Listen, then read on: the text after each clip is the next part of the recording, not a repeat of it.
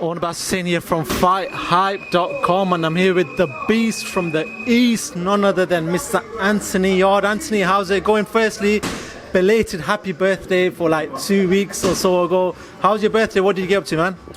My birthday was good. It was like very relaxed. Just enjoyed myself. But yeah, man, it's been good. What did you do? What did you get up to? Like, what was going on? You never told me. You never answered the question, man. You know what? I've done quite a bit. For the first time, it's called indoor skydiving. I fly. I went to a gun range, not real guns, but air rifles. That was sick. I'm a shooter, just letting you know. I went roller skating. I just done like little bits and bobs. Tried to enjoy my weekend because my birthday fell on Saturday, so I just enjoyed the weekend. So I've not seen you since you've been out to America, and there was a purpose you went out there and whatever. I know you said in an interview that was Tunde's job to have a look at and scout the fight. Yeah. But give me your opinion on what you saw out there when Sergey Kovalev lost to Alvarez, and you also saw Bivol beat Chilemba. What did you make of both them performances? I'm not a person that criticises. I know how hard the sport is, and they both done their well. Alvarez done his job, Bivol done his job. A lot of people had mixed opinions about Bivol. For me, in my opinion, he won the fight, comfortably.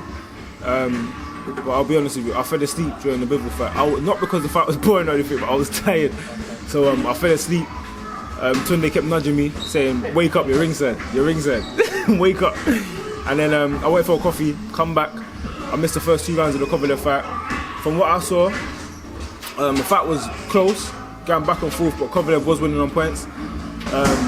But then look, that's the game of boxing. He got caught. I feel like he lost concentration, got caught with a good shot, and then Alvarez finished him off. Going out there, witnessing all the sort of fights in front of your eyes, how far in regards to time are you away from fighting these sort of people, do you reckon? In terms of my experience and my team guiding me in the right direction, I'm not sure. That will just be based on my performances, who I fight, how I fight them, etc. How I'm looking in the gym as well. My focus. But again, I'm a confident individual. I feel physically ready. I've still got a lot to work on, but who hasn't?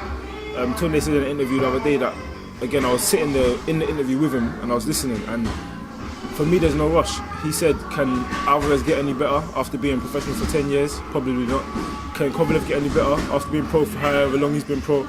With all these experience and his age, etc., probably not. But can I get better? 100%. I haven't had that much experience in the sport, and I've been getting better. So it's an exciting time. I think we're told that October 20th or roughly around that date you're going to be fighting in London. Seems like you're headlining from what I've been told. Nothing's come out. Is there anything you can give to the fight fans to tell us what's going on with your next fight? Just as you said, I'm hearing speculations that the next date is October 20th. That's a while away, so I'll be staying in the gym as I'm in the gym, and then just go from there. I'm just gonna make sure any fight I have, I'm gonna make sure that I'm sure. Anthony, I asked you this last time, but do you check? Like I did ask you this, but it wasn't the answer you gave me was quite blunt. But I just want to check now that do you check social media? Do you check what people are talking about in your division? Do you check when you fight what people's reaction is? Do you check that sort of stuff? Not really. No? That's me just being 100% honest. You see little things here and there, or someone might do an interview and it will come up with a headline. Do I watch it? Usually not. I watch your interviews. I watch like a couple interviews, most of the people that I know. But literally, a lot of people's opinions don't really matter. Like, if you look at history, opinions don't really matter. If it's a shutout and all the opinions are one thing, then yeah, you got something to worry about. But when it's either balanced or it's leaning towards a positive, you don't focus on a little bit of negative comments. So all I do know is that I'm doing well. That's what I do know. Fair enough. I've got a name. I mentioned that name again. Joshua Buatsi is the name that everyone wants you to fight. Like when I go on social media, I saw it today.